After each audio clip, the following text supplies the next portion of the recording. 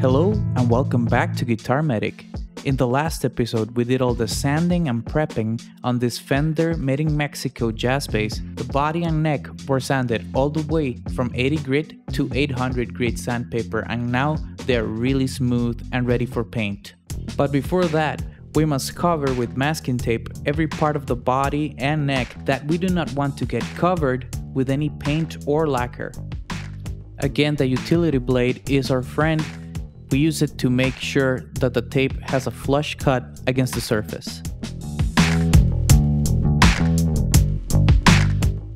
I've seen this little jig in other guitar painting videos here on YouTube, and what it is just a block of wood that has a hole drilled through it to fit a metal pipe inside, and to that pipe you fit another block of wood that you attach your guitar body and neck to, and that way you have an easy way to turn your body and neck around while spray painting.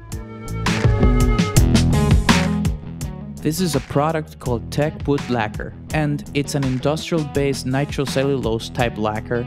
It comes in black, base white, and transparent. And these are two liquid stains that I got from Stuart McDonald. One is blue and the other one is vintage amber. These are the stains that I'm gonna use to tint this white paint and make our surf green.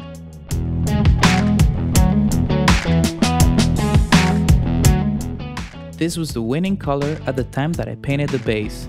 And I just want to take the time to thank everybody who voted and subscribed and liked my videos. It's amazing to have 130 subscribers already, so thank you so much.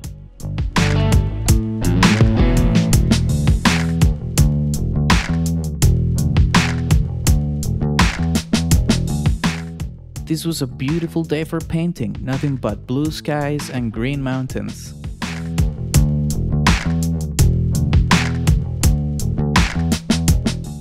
Here I'm gonna wipe off the body with some denatured alcohol. This is to get any of the oily stains from my fingers away from the body and make it so that the paint has a good bond. Remember to be very thorough and do the sides and back of the body. These first coats are called mist coats, and the idea is to very lightly coat the body so that the next coats will adhere better. And I'm experiencing a little bit of splattering here. This is a brand new gun, I wasn't used to it, but one thing that I really like about this paint is that it's self-leveling, it levels out really easy and it's really forgiving, so nothing to worry about.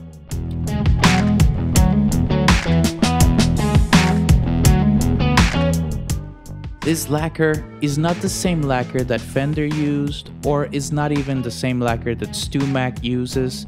It's not the traditional style nitrocellulose lacquer, but in my opinion it works really good. It gives a really hard and durable finish, and it also dries really fast. In this case it only takes 30 minutes for it to dry to the touch, and then only 2 days to fully cure. So it's a very fast lacquer. For me, I've had really good results with this product in the past and I completely trust it, but if this is not the way you want to go, just use the products that give you the best results and that you're most comfortable with. In between coats, I lightly sand the body with 800 grit to remove all the high spots. This step is really important because each layer of paint that we put on top will pick up all the imperfections from the layer before. So we want to smooth out the body as much as possible in between each coat of paint. And after sanding, I wipe away all the excess residue with a paper towel and some alcohol.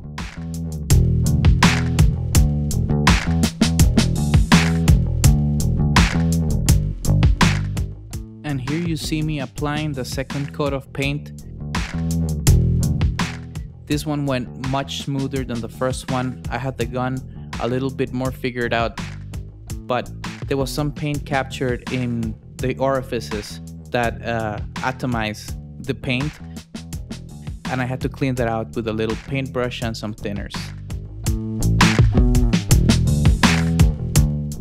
And after that it was pretty smooth sailing, and all the coats that followed laid pretty flat and level.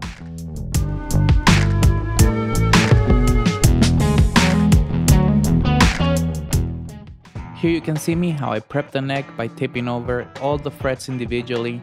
I remove all the excess tape, and that way I can safely lacquer over the neck without worrying about lacquering the frets. This takes a while, so I'll just let you enjoy the time lapse.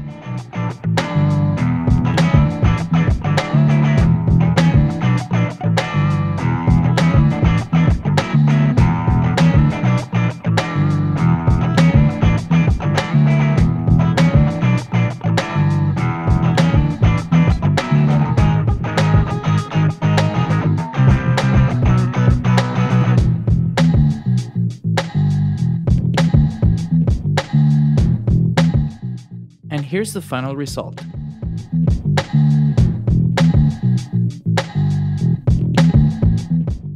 This is a piece of foam mat that I roughly cut into the shape of a circle. It's a little bit oversized. I use it to plug the holes of the tuners. I've had trouble in the past where the lacquer gets in there and makes it so the tuners don't fit anymore, so I do this step now. And here again you'll see me use thinner and our lacquer product. We'll mix them together to make our Nitro Finish.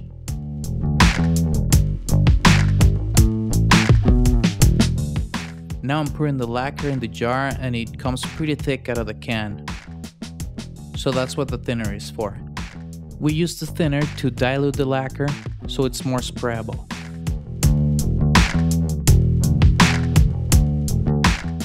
And now I'm thoroughly mixing it. And then I check the consistency, and it seems that it is a little bit too thick, so I'm gonna add more thinner. And now the consistency is a little bit better. I give it a thumbs up, but in reality I need to add a little bit more to make it a little bit more thinned out. And now, just like we did on the body, it's very important to wipe away any excess residues, oils or dust that might be left behind in the surface of the neck. I didn't show it before when I was painting the body, but I always check my spray pattern and it looks good.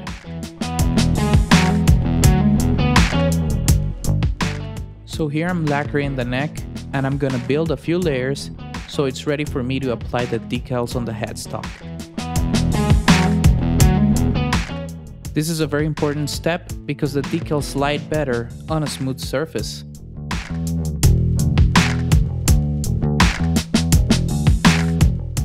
And here are the decals. They look great. I had them made by a local company here and they turned out fantastic. They look almost like the original ones.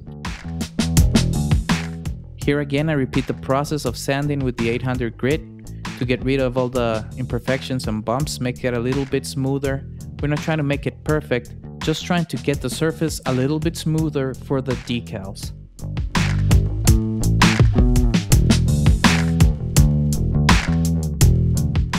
So here I cut out a smooth shape around the decal to remove all the excess material.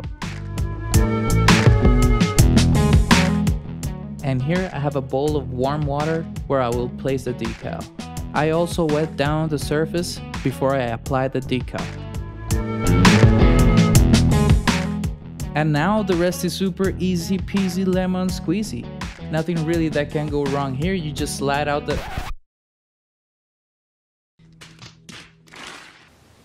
Daisy. This is attempt number 2. I'll be playing audio clips from the camera so you can hear my real reaction.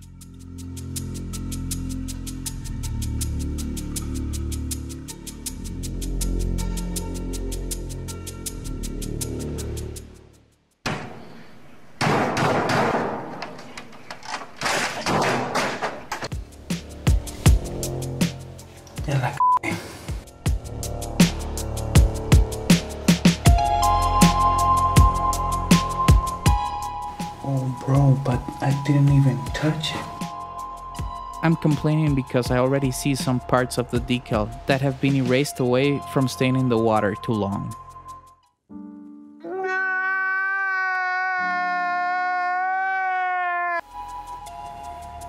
Bro, f***ed it up. For the love of Christ. Please do it. As you can see from my epic fail here, this is the first time that I am attempting to put a decal on a headstock. Oh please, Lord Almighty.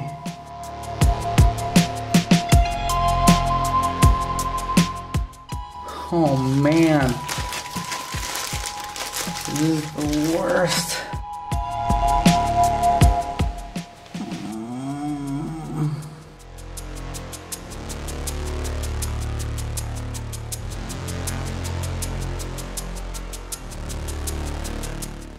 And it looks like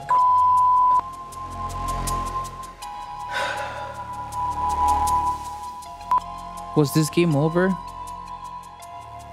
No, actually no, I figured it out, but I lost the footage. So here's the gist of it.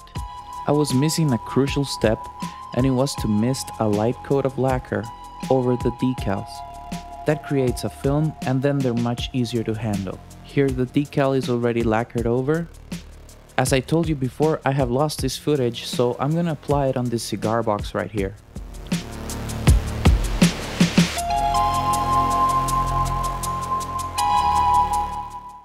And as you can see, the decal has a lot more strength now, and I can handle it with my hands with no problems.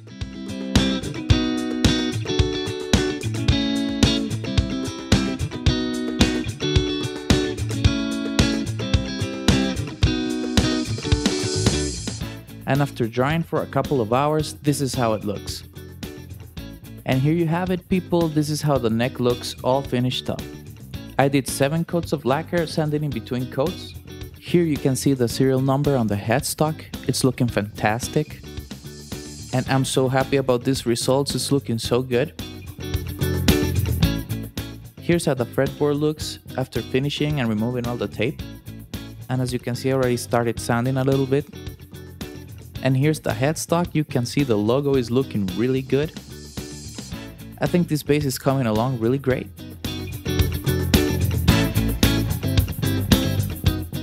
Here's a closer look at the body. The body turned out super nice. It only has a little bit of orange peel left. That is the little bumpy texture that you see on the lacquer. Same on the back, is looking really nice.